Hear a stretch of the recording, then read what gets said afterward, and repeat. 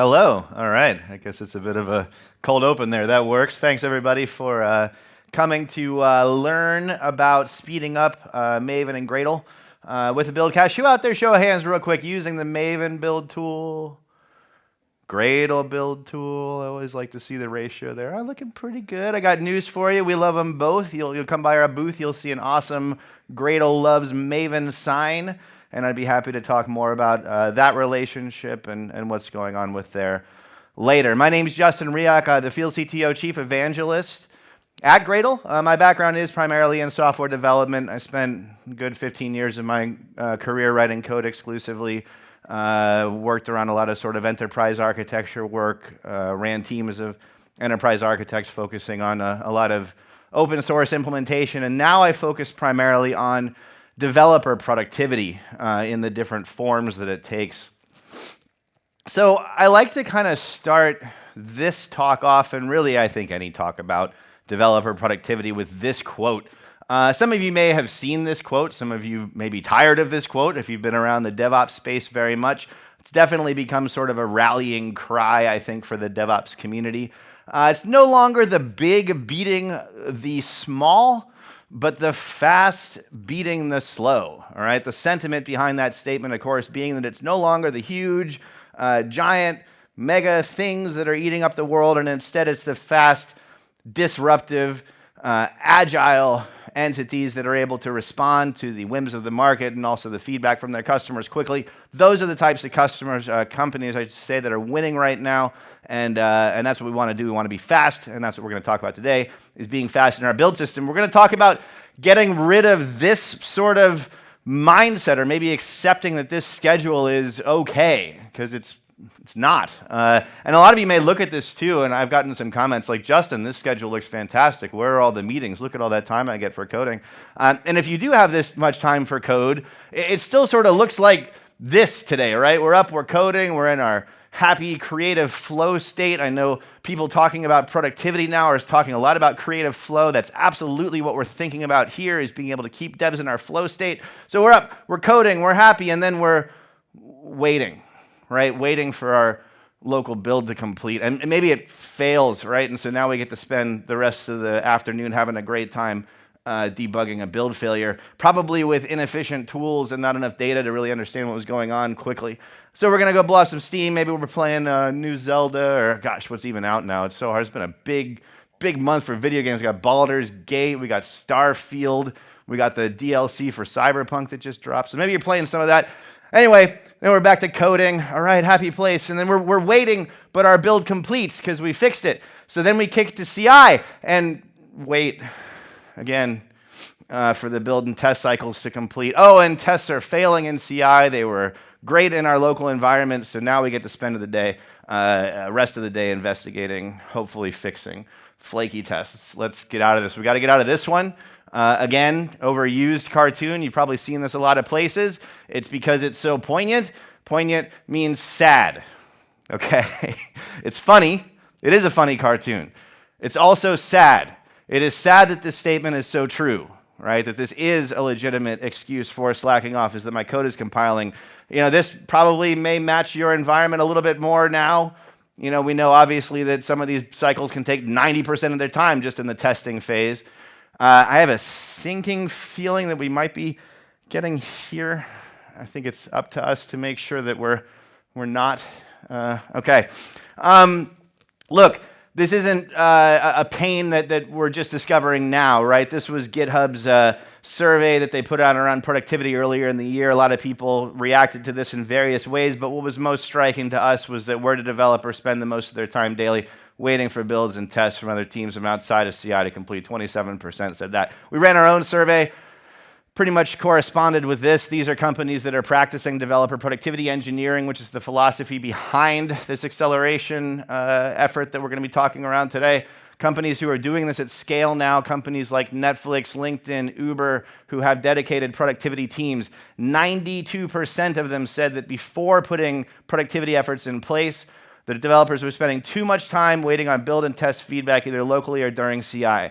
all right? So there's a pattern here, right? 2023, and despite great advancements in DevOps and automation and cloud and all of these things that have improved what we're able to do, we're still dealing with basic bottlenecks to productivity that linger right there in the developer experience. Things like build and test cycle times taking too long, and things like those builds not being consistent and unreliable. We're going to talk about speed today.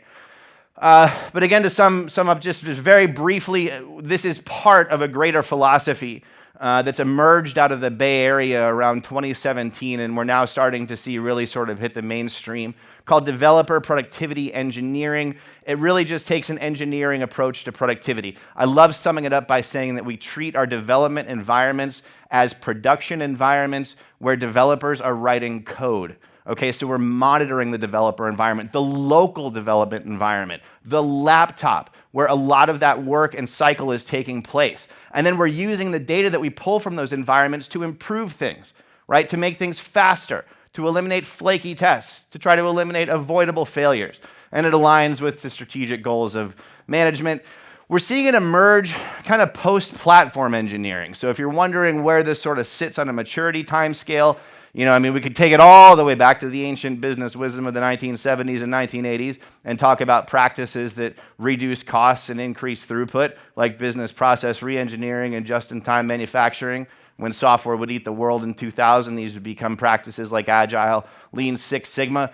Not to get too deep into productivity theory, but for those who are familiar with the theory of constraints, or if you read the Phoenix Project or the Goal, if you want to know where the Phoenix Project came from, then you understand that the only productivity efforts that really matter, the only ones that are really going to make an impact to your organization, are ones that can simultaneously decrease the cost of the organization while increasing that organization's capability for throughput, which is what developer productivity engineering does, similar to DevOps, similar to platform engineering.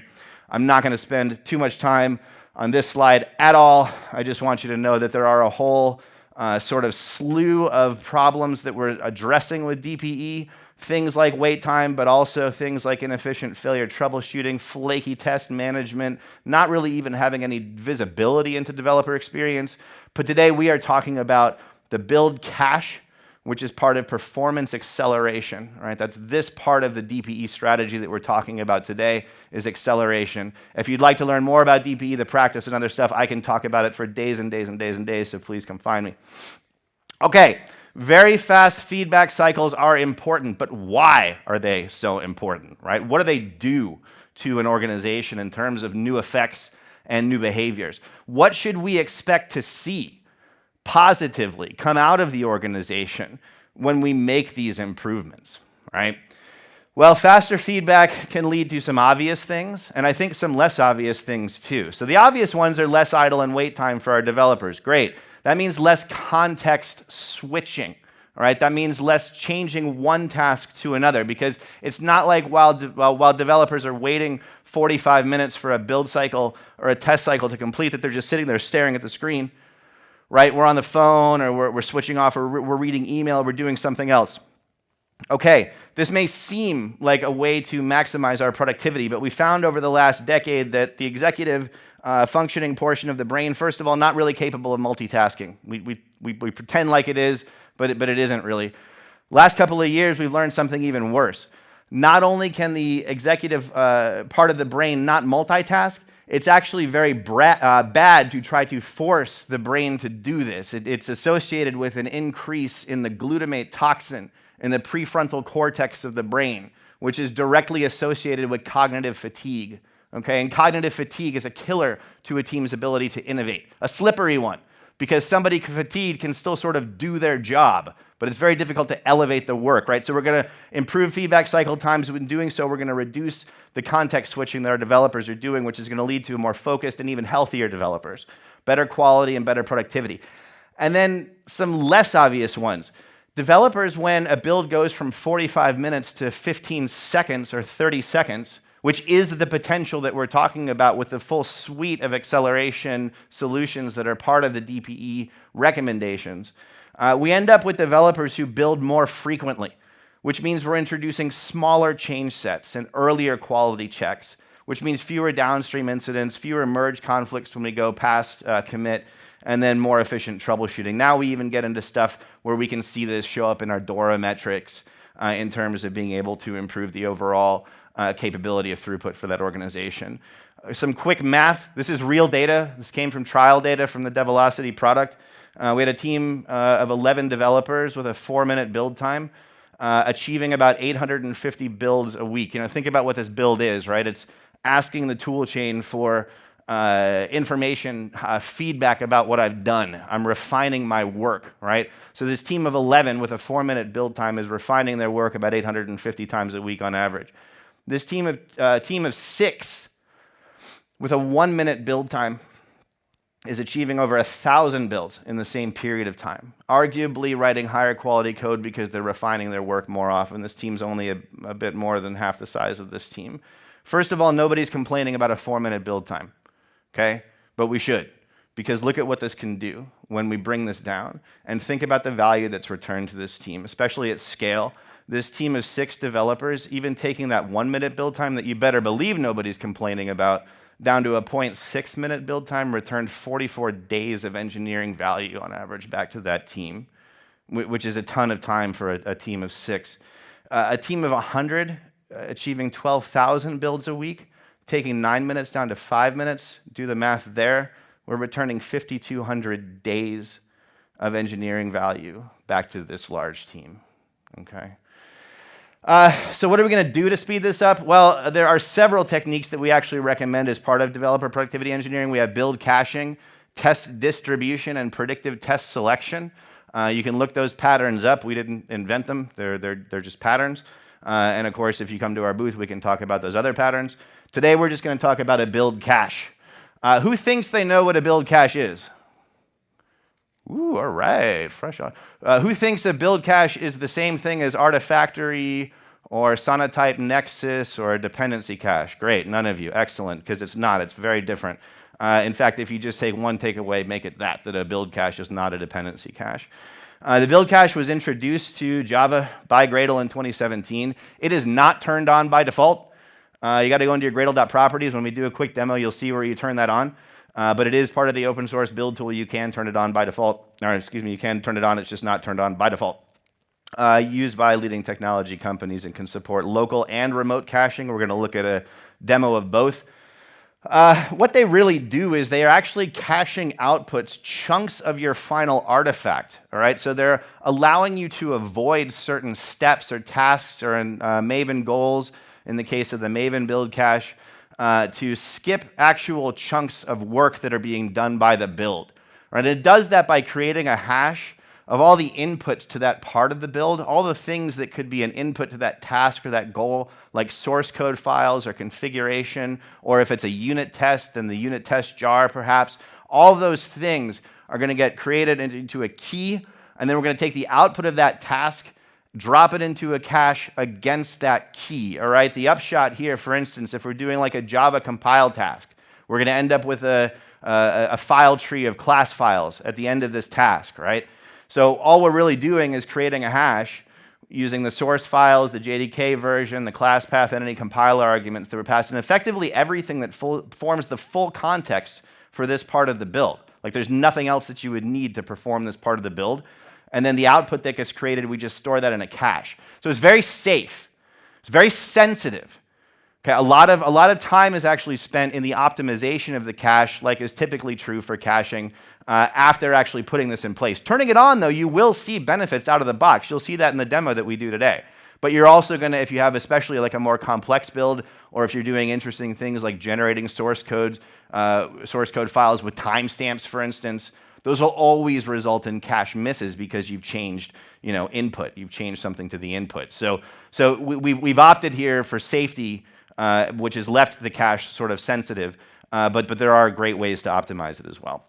And like I said, there's a local pattern, having a cache right there on your laptop, but also a remote pattern, very beneficial for follow the sun or distributed teams. Right? Who's used to the first build of the day just being awful because you're pulling down all these changes from a team overnight and you pretty much just doing a clean build from whatever's new in the feature, and it's like, all right, I'm going to start my day by doing nothing for 45 minutes while I wait for this thing to complete. Instead, you can have that follow the sun team checking code into CI. CI is constantly running builds and populating remote cache nodes that can be useful to you first thing in the day because you're going to be generating the same cache keys as the team that was working before you. Okay. If you want to try this, the build cache node is just sitting on Docker registry. A lot of people don't know about this. A lot of people don't know about even the local caching in Gradle. But if you think that you want to try a remote pattern, you can just pull the cache node from Docker Hub here. And when we look at a demo, I'll show you what it looks like to actually run one of these nodes and configure it. For the purposes of the demo, I will be using just a Develocity server instance, which has a built-in build cache node. If we have time, I don't know that we will, I'll show you how to use this one. You can always come to the booth and ask. Lots of things are cacheable. Things like source files, compile, class path, things like Maven, Surefire tests and Gradle tests. So many aspects of the build are actually cacheable. There is an open source Maven build cache that was made generally available back in, I want to say, October or November of last year. So it's something that you can load up as an extension to your Maven build right now and start playing around with this tech. It is right now just local. Offer a local cache node, but it can absolutely help in local builds that you're doing on your laptop, or even agents in CI that are running a local cache node it works with as well. All right, let's do a demo here. We're going to look at some local caching happening just right here on the laptop. We're going to enable it in a Gradle build, and we're going to look at a Maven build too. We're going to run through this kind of quick just because, again, we've only got a half an hour together today. But you should get an idea of what configuration looks like and how to play the home game later if this is interesting to you. So let me clean this up just to get all that noise out of the way. So let's look at a Gradle project first. This is a very simple project. It was generated with Spring Initializer. I just wanted something that at least had a test, which is really just loading the context if you're familiar with Spring Initializer. We are, by the way, the default build tool in Spring Initializer now, little bragging rights there. So we can run this one, and again, just a very simple application, but let's do it, and let's clear all the caching first and just sort of get a benchmark of how this thing should run. So the first thing I'm going to do is just blow away my local build cache node. Excuse me, that's my Maven one. We will do that one in a moment. Let's blow away my Gradle one. So now there's no local build cache, and just to be sure, I want to make sure that I'm purging my, looks like I did purge my remote one as well. I just want to make sure we're starting completely clean here. And I'm going to do a Gradle build. Let's move this up and get a little bit more real estate. Just a little bit larger there. I know we got this beautiful big screen, but make sure it's really comfortable for you to look at. So we're just going to do a Gradle clean build here. Note that this is a clean build, so we are bypassing Gradle's built-in incremental stuff. So if you're saying, Justin, I already know all this because I do up-to-date builds in Gradle all the time, this is different. This is not the incremental build system. This actually works in a clean build. Okay. So we're going to run this one first. We should expect everything to execute on this first run because we haven't populated the cache and I just sort of blew everything away. And we see that. So 8 tasks actually executed here. Now let's take a quick look at a build scan. If you've not used a build scan before, this is a free tool that gives you a whole bunch of information about what happened during your build. It's free for Gradle, Maven, and a beta for SBT that we just launched. And so we can come in here and take a quick look at our overall performance, and let's just see how the build cache performed. So great, we missed the local cache. That's correct. There was nothing in there to hit, but we did store it locally, and we should have stored it remotely too, which we did. That's great. So now we're just looking at the local cache for now. We don't care so much about the remote cache. But when I rerun this build, just the same build, so we pulled 3 of these from cache, and our execution was much faster. And in fact, the build scan will tell us how much time we saved. So we saved, overall 3.5 seconds of this build. The build executed in 1 second. So once, 1 second from a 4.5 second, you do the math. That's about a 70, 80-ish% overall savings that you could extrapolate to a much more complicated build. Now, of course, the more modular your build and stuff, this will behave differently, and we'll look at some of that behavior. We're going to run through it. Let's look at a Maven one really quick. Again, just to turn this on was nothing. Gradle.properties, org.gradle.caching equals true. and that's the open source Gradle build tool, right? It just isn't turned on by default. Developers inherently do not trust caching. We do not blame you, but you can turn it on using this property. Maven, the example that I'm going to show you is a little bit more complex only because it is using the Develocity extension. Like I said, there is an open source cache available as well, but this has just been configured to enable build caching for Maven. So I'm going to now blow away my local Maven cache. I'm going to blow that away here. And I'm going to purge the remote just in case. I don't think anything would have been added, but it never hurts to start clean. Nothing from Maven, I should say, would have been added. So let's do a clean verify. Again, another clean build here. This is a Spring archetype project. It's just a camel route for those familiar with camel. I liked it because it was a full life cycle with a unit test, but also builds pretty quickly. So for a demo, it's pretty good. So we're going to run everything as expected on our first build, including our surefire tests. Great, and that completed in about 14.5 seconds. So let's run this again. We'll take a quick look at the build scan here, but spoiler alert, it's going to look very similar to what we saw with Gradle. Performance, build cache. We see misses, which we should. We purged the cache, but we do see stuff being stored locally. That's great, and we see stuff stored in the remote cache as well. So let's run this again.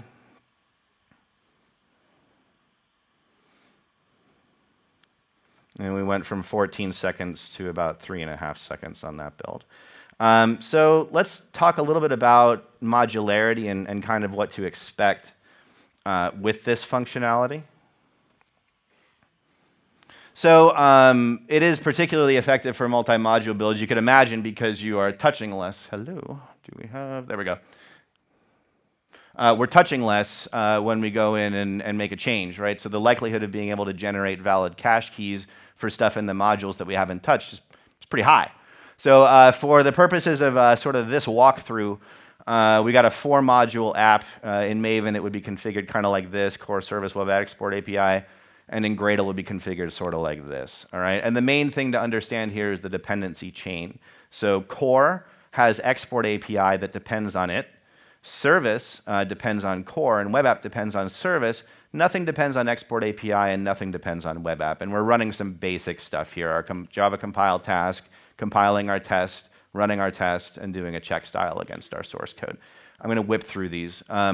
If we change a public method and export API upon which nothing depends, we must recompile this module and everything about it because it was a public method, but we can pull all of this work from cache, okay?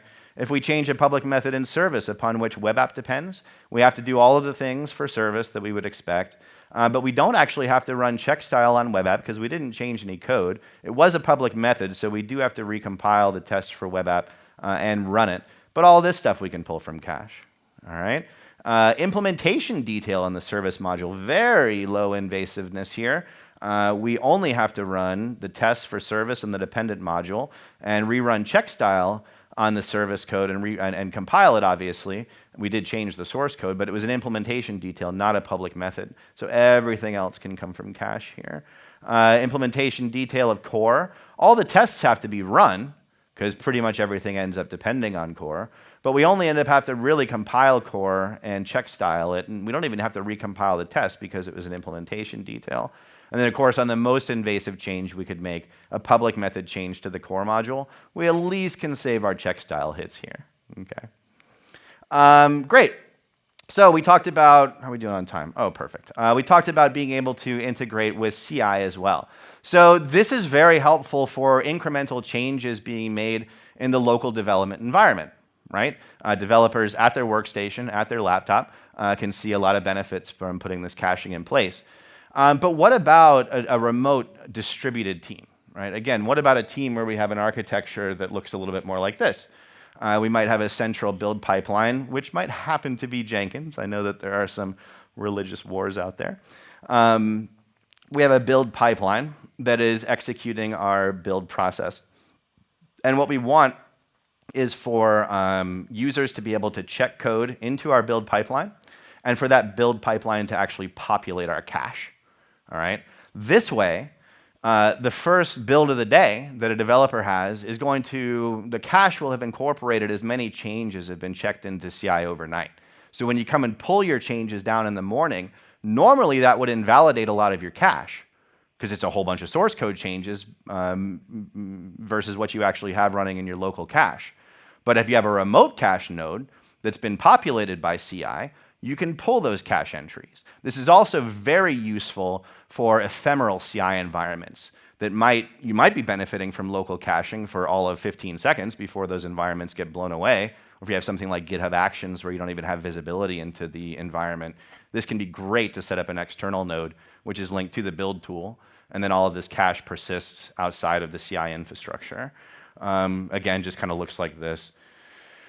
Just revisiting, if you want to set this up, you can do a Docker run. You can take down this command, pretty straightforward. You're basically just pulling the build cache node Docker image and then publishing it on port 9091. Do be sure to give it a volume. It does need a volume. That's where the cache will live. And when it destroys itself, it'll destroy the volume if you don't, or it'll destroy the cache if you don't give it a volume. It's a little interesting the way that we have the build cache node set up if you decide to go this route and not using the built-in Develocity nodes if you're not a customer. We will generate a username and password for you on the first run of this. So just run a Docker logs against the container ID, and you'll be able to see it.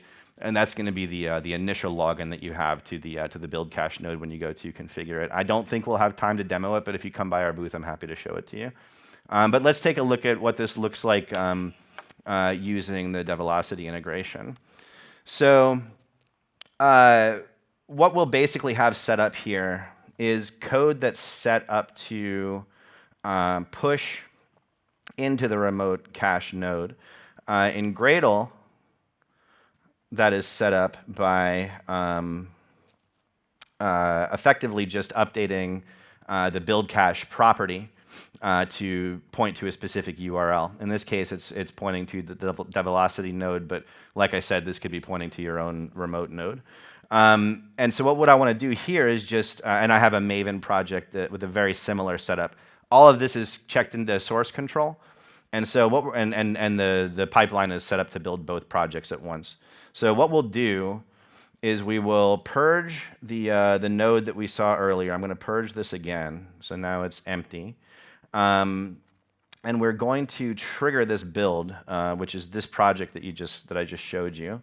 We're going to trigger a build, and what this does is as it's actually running its build, it should be populating that same remote cache that we just purged. We'll do a quick sanity check because I know we're getting right up on time here. Take a look at our performance, and we should see that the remote cache node. I forgot to purge the local cache. That's why we check on these things. So let's go back and purge the local caches first. The CI decided, since this is all running on my laptop, CI decided it didn't need to populate the remote cache because all the local stuff was intact. So we're just going to clean that up again. And we're going to do the same thing with our Gradle build cache node. We're going to purge our repository one last time and run this build again.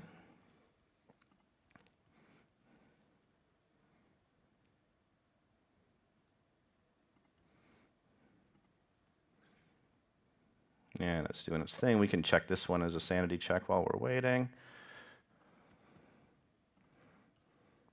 Excellent. Now we can see CI actually populating the remote cache. So now we have entries sitting in that remote cache node. So what I should be able to do with my local applications here, this is my Maven demo. Let's go back into the Gradle one. Now that we have these entries just sitting in that remote cache, I can purge my local cache. So this is removing the cache on my laptop. So this is like your first build of the day. Now I'm running this build, and see, it still was able to pull these entries from cache. And if we look at our build scan, we can verify that, in fact, these were hit from the remote cache node, even though we blew away the local one. Okay, so we're still seeing time savings in this distributed manner. In our last minute, we'll just show you that, guess what? Maven works too. We'll do a Maven clean verify here.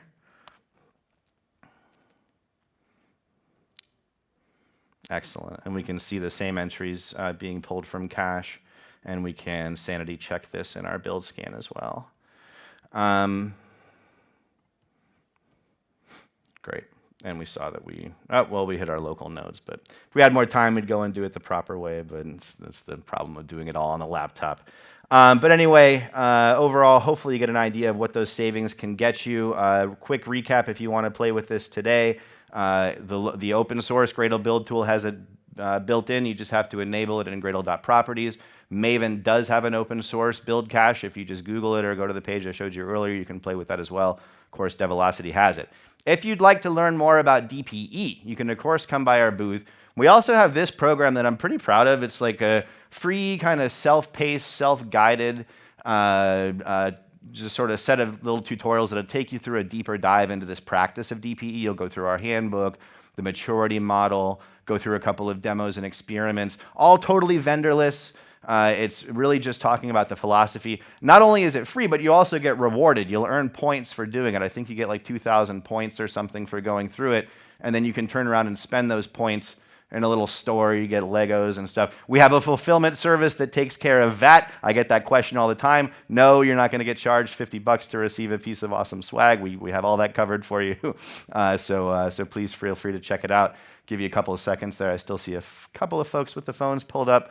And then we'll close ourselves out. And of course, we do have this information available in the booth as well.